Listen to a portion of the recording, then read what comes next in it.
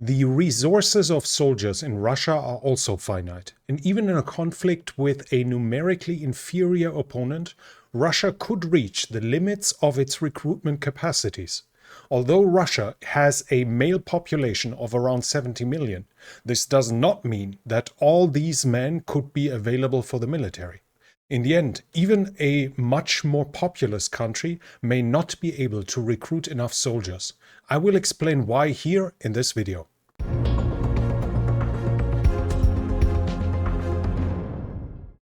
There have been examples in history when countries have simply run out of men.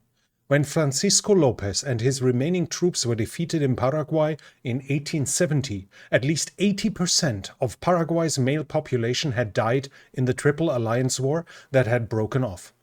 In the end, the Paraguayan dictator simply had no more men at his disposal that he could have recruited in the war against the alliance of Argentina, Brazil, and Uruguay. However, the lack of recruitable men is very rarely the sole reason for a military defeat.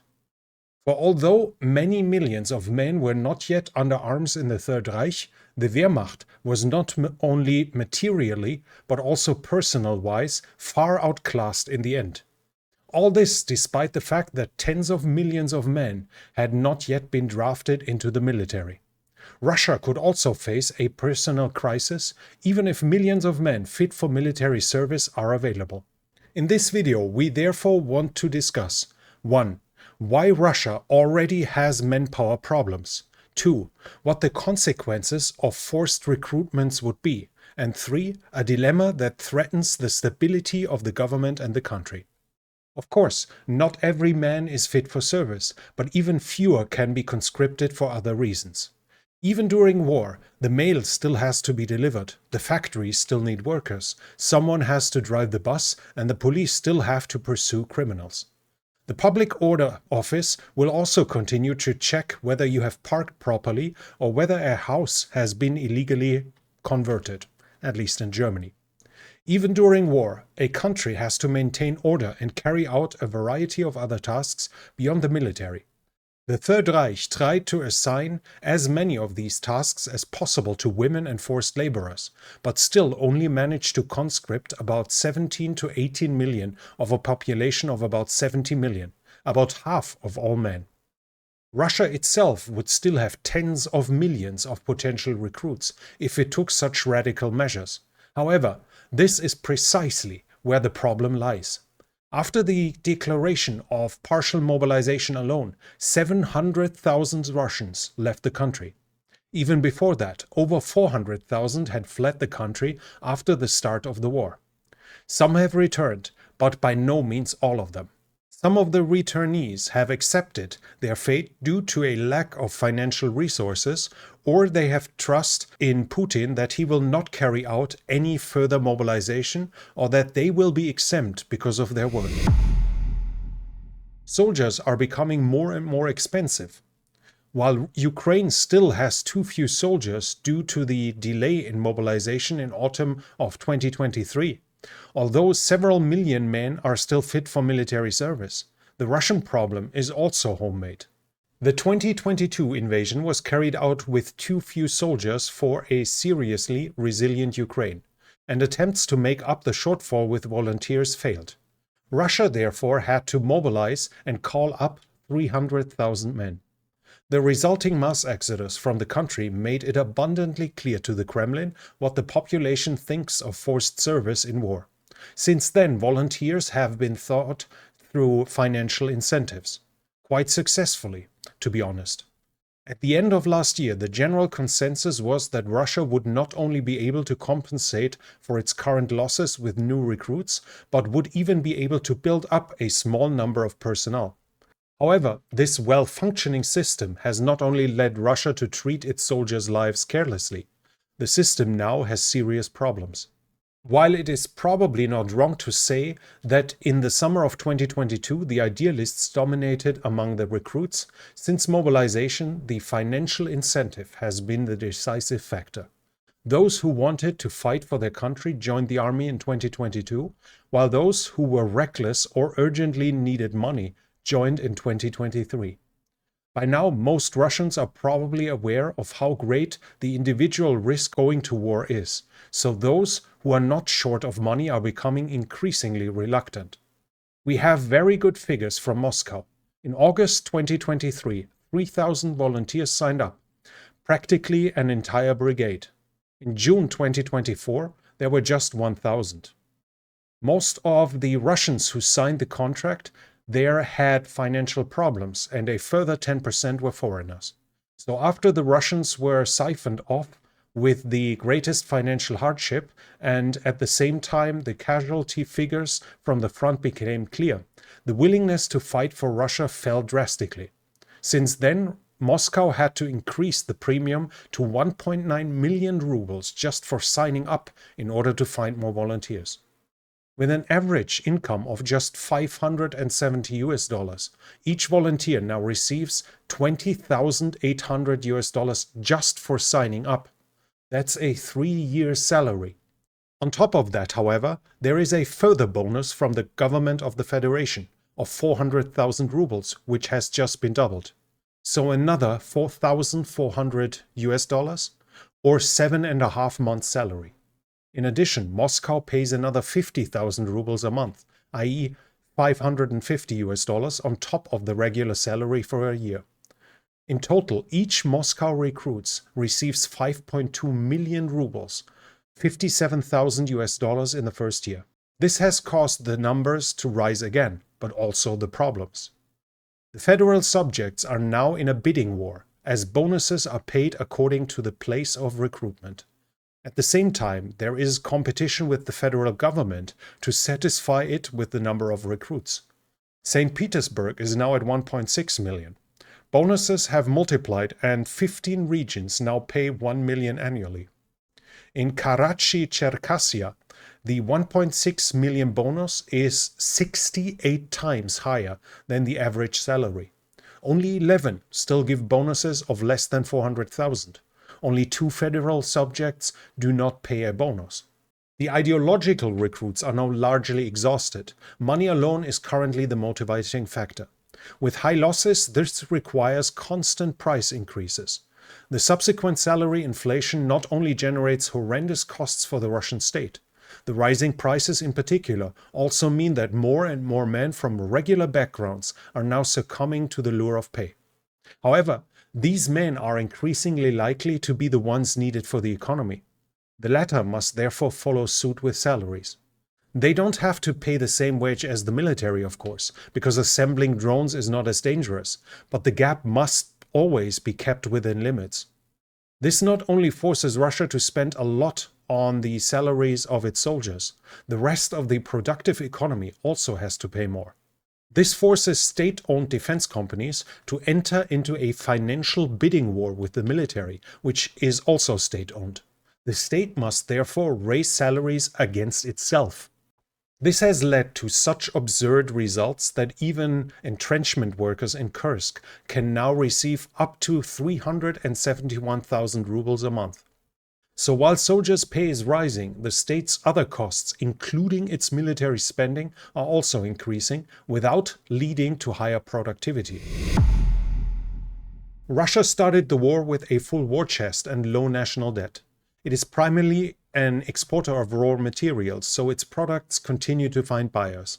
Russia is suffering financially from the war, as the tax increases clearly show, but this is not currently holding Russia back.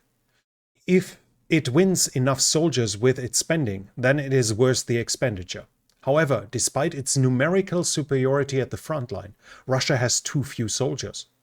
With its continuous offensive in the Donbass since around November, the Russian army has used up so many soldiers that even a monthly recruitment of around 30,000 recruits has only been enough to cover current needs. In the meantime, however, not only has new recruitment fallen, but casualties have also risen. The British Ministry of Defense estimated that 70,000 Russians have dropped out of the last 2 months, significantly more than have been recruited at the same time. Russia not only wants to force a breakthrough in the Donbass, it is also conducting its offensive for political reasons. With its offensive, which it is keeping alive by constantly feeding it with new soldiers, Russia also wants to convince the West of the futility of supporting Ukraine, while at the same time wearing Ukraine down. However, by dispensing with operational pauses, the entire Russian operation is constantly soon to the edge. Attacks with high casualties can be continued by constantly sending in new soldiers, but reserves are not built up in any significant way.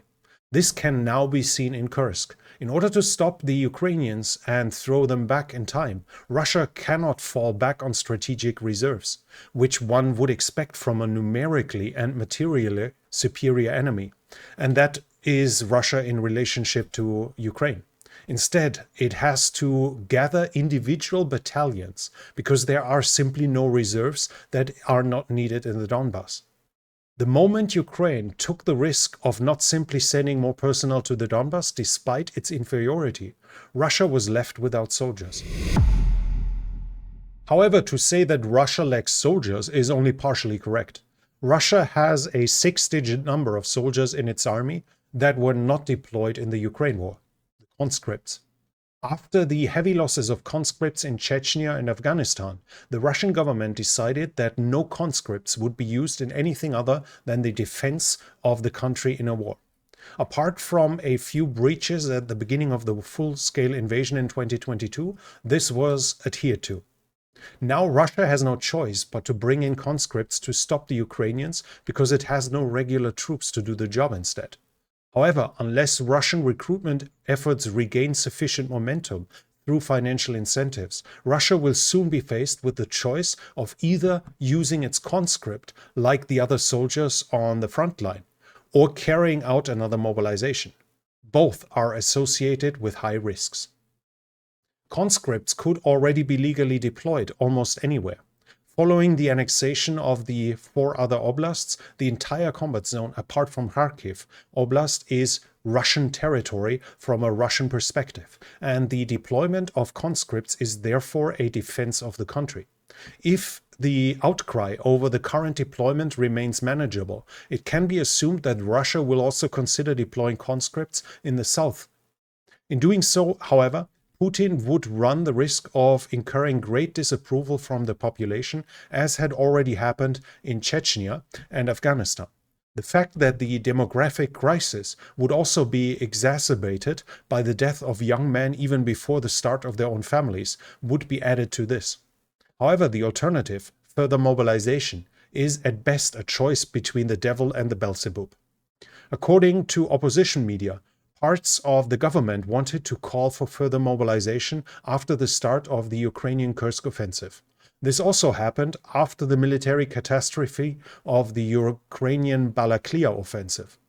As a result, however, not only was the Russian army reinforced with 300,000 more men, but a much larger number of able-bodied men left the country.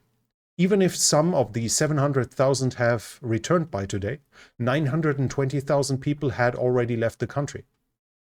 The majority of them belonged to the middle and upper classes, because only they could afford to flee the country permanently. However, this alone ignores another factor.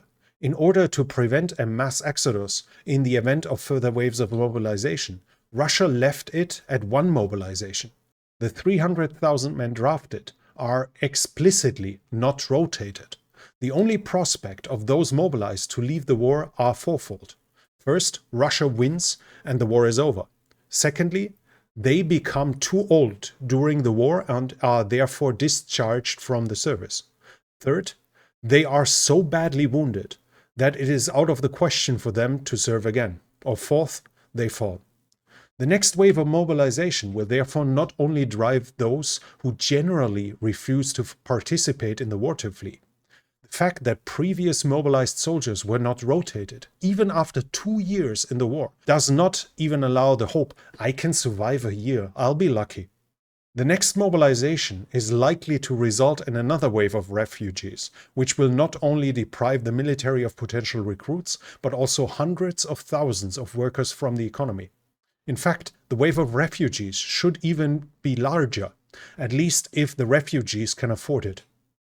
However, the issue of flight is also expected with the regular deployment of conscripts. As in Ukraine, parents who can afford it will send their underage sons abroad to avoid conscription. However, the effort will not be as noticeable as it would be if they were mobilized, as the fleeing men are still unqualified and without a job and therefore cannot fill a gap in the labor market. If Russia wants to continue its loss-making attacks against Ukraine, it will need more men. However, every approach to solving this problem creates and exacerbates problems within Russia. Financial incentives are increasingly being used to poach important workers, while salary inflation is putting pressure on the country's economy, with no guarantee that enough volunteers can be found on a permanent basis. Conscripts are available and can be drafted, but their losses generate the greatest resentment among the population, even among those not affected. Further mobilization also generates resentment, but above all brings with it the risk of another mass exodus, which disproportionately reduces the number of future recruits and the current workforce. Russia will not run out of men before the war is over. However, every day it has more problems turning its men into soldiers.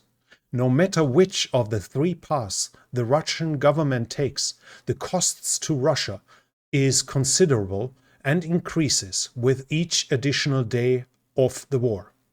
The population will neither put up with this forever, nor will it necessarily put up with it any longer than the Ukrainians, whose very existence as an independent state is at stake. For Russia, the lost war does not mean a bigger Russia. For Ukraine, it could mean the end of Ukraine, with filtration camps, further torture, further massacres, and further steps towards the destruction of the Ukrainian identity. In the end, new soldiers are not for free for Russia either, and come at considerable cost.